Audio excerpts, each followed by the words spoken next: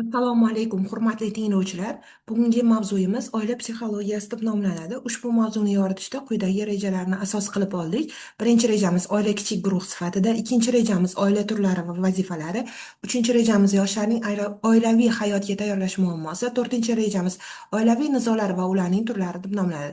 Mavzuyimiz avvalida boshida oila tushunchasining mohiyati bilan tanishib o'tsak. Oila bu qarindoshlilik rishtalari bilan uzviy bog'langan, birgalikda xo'jalik yuritib birga yashayotgan kishilar guruhiga oila deyiladi.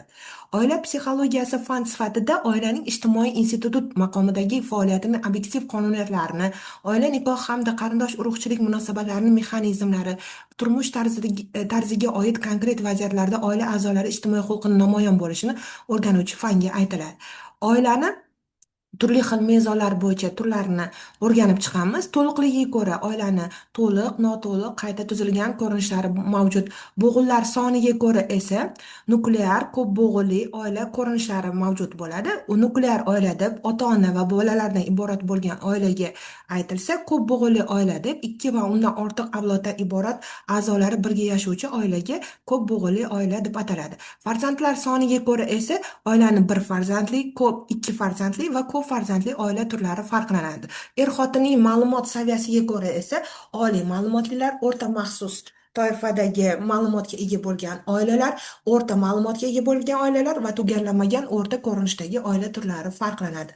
Oilaning yoshiga ko'ra esa yosh oilalar, o'rta yoshdagi oilalar va yetuk yoshdagi oila turlari farqlanadi.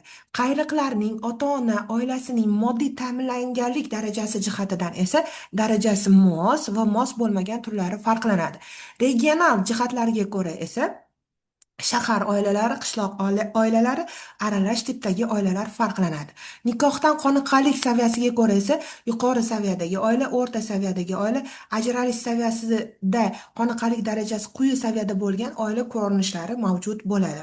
Oilada ayol yoki erkakning yetakchiligiga ko'ra esa yetakchilik qiladigan oilalar, xotini yetakchilik qiladigan oilalar, er-xotin birgalikda yetakchilikni amalga oshiradigan, ya'ni bearxat ko'rinishdagi turlari farqlanadi. Oilada er-xotin orasidagi munosabatlarga ko'ra esa oilani demokratik, liberal, avtoritar hamda aralash tiplari mavjud bo'ladi. Er-xotinlarning millatiga ko'ra esa baynominal, bir millatli oila turlari farqlanadi. Yuridik rasmiylashtirilganligiga ko'ra oilaning sinovdagi oila ko'rinishi mavjud. Bu oilada oila birga yashashadi, ammo hali nikohni rasmiylashtirmagan. Chunki bir-birlarini norasmiy nikohda sinashayotgan oilalar sinovdagi oila deb ta'riflanadi. Rasmiylashtirish arafasidagi oilalar esa ular ham birga yashashadi, oila qurish maqsadi aniq bo'ladi, ammo ayrim obyektiv sabablarga ko'ra rasmiylashtirish kechiktirilayotgan ko'rinishdagi oilalar rasmiylashtirish arafasidagi oilalar deb yuritiladi. Nikohdagi oilalar, nikohdan tashqari oilalar turlari ham farqlanadi. Nikohdan tashqari oila esa ayrim erkak kishilarning ikkinchi, uchinchi yuridik jihatdan norasmiy oilalari mavjud bo'ladi. Aynan bu oilalar nikohdan tashqari oilaga misol bo'la oladi. Oilaning quyidagi vazifalari mavjud, ya'ni reproduktiv, iqtisodiy, kommunikativ, relaksatsiya, regulyativ, rekreativ, tarbiyaviy va felisitologik vazifalari farqlanadi. Oilaning reproduktiv vazifasi farzand ko'rish, avlodlar davomiyligini ta'minlashdan iborat bo'ladi. Oilaning iqtisodiy vazifasida esa oila iqtisodi va budjetini yuritish, oila daromadini rejali sarflash, oilaning kundalik xarajatlariga zarur buyumlarga pul ajratish, bir necha yildan so'ng olinadigan narsalarga mablag' yig'ish, tejab ro'zg'or yuritish aynan ushbu vazifa doirasida amalga oshiriladigan ishlar ko'rinishi hisoblanadi. Oilaning tarbiyaviy vazifasi esa shaxs ma'naviyati, uning dunyoqarashi, insonning tasavvur va e'tiqodiga aloqador ko'nikmalar majmui asosan oilada shakllanadi. Oila haqiqiy ma'naviyat o'chog'i, tarbiya omili va muhitidir. Oilaning kommunikativ vazifasi oila a'zolarining o'zaro muloqot va o'zaro tushunishiga bo'lgan ehtiyojini qondirishga xizmat qiladi. Oilaning relaksatsiya vazifasi esa oila a'zolarining jismoniy, emotsional faoliyatini, ruhiy jismoniy quvvatini, mehnat qobiliyatini qayta tiklashga qaratilgan bo'ladi. Vazifasi oilani rekreativ vazifasi esa o'zaro jismoniy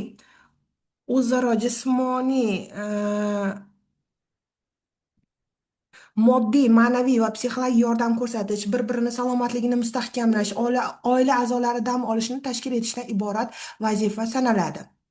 Yoshlarni oilaviy hayotga tayyorlash bu insonni ruhiy, hissiy va ijtimoiy jihatdan barqaror, mas'uliyatli, yetuk shaxs qilib tarbiyalash jarayonidir. Bu jarayon o'z ichiga bir qancha jihatlarni oladi. Ular qaysilar deydigan savolga javob beradigan bo'lsak, oila yetuklik jihatlari jinsiy yetuklik, ijtimoiy iqtisodiy yetuklik, psixologik yetuklik, huquqiy yetuklik, ma'naviy axloqiy yetuklik, kasb hunar yetukligi farqlanadi. Jinsiy yetuklik haqida gaplashadigan bo'lsak, deyilganda jinsiy yetuklik bu shaxsning fiziologik nuqtai nazardangina yetilishini nazarda tutish, jinsiy yetuklikning to'liq mohiyatini bildirmaydi. Bundan tashqari, odam jinsiy hayot psixogigiyenasi borasida ham zarur ilmiy psixologik bilimlarga ega bo'lishi talab etiladi. Keyingi yetuklik ko'rinishi bu huquqiy yetuklik hisoblanib, bu shaxsning huquqiy jihatdan balog'atga yetish yoshi bilan oila qurish, farzand ko'rish huquqiga ega bo'lgan shaxs bo'lib hisoblanishi bilan belgilanadi. Navbatdagi yetuklik ko'rinishi kasb-hunar yetukligi bu insonning o'z tanlagan kasbi bo'yicha yetarli bilim, ko'nikma, malaka va tajribaga ega bo'lib, ishda mustaqil, mas'uliyatli va sifatli bajara olish darajasidir. Qisqacha aytganda, bu o'z ishining ustasi bo'lish holati kasb-hunar yetukligini belgilab beruvchi asosiy mezondir. Iqtisodiy yetuklik bunda odamning o'zi va o'z oilasini moddiy jihatdan mustaqil ta'minlay olishi nazarda tutiladi. Yoshlarni oila qurishda ularning iqtisodiy mustaqilligi alohida ahamiyatga ega. Ayrim yoshlar 18-19 yoshidayoq ota-onasi oilasidan iqtisodiy mustaqillikka erishishi mumkin. Boshqalari esa 25-30 yoshlarida ham ota-onalarining moddiy yordamidan foydalanishadi. Xo'p, psixologik yetuklik bunda dastavval shaxsning turli hayotiy vaziyatlar va sharoitlarni hushyor baholay olishi nazarda tutiladi. Bu hushyorlik amaliylik, voqelikni to'g'ri baholay olish, shaxsda o'zining yutuq va kamchiliklarini, bilim, malaka va qobiliyatlarini yetarlicha obyektiv baholay olishda ham namoyon bo'lishi kerak. Oilaviy nizolar haqida to'xtalib o'tadigan bo'lsak, eng xarakterlilardan biri bu er-xotin o'rtasidagi nizo hisoblanadi. Xalqimizda bir gap borki, oshsiz uy bo'lishi mumkin, lekin nizosiz uy bo'lmaydi, lekin nizoning nizodan farqi bor. O'tmish donishmandlardan biri er-xotin nizolarini garmdoriga qiyoslagan ekan. Nizoli vaziyatlar har qanday oilada yuzaga keladi.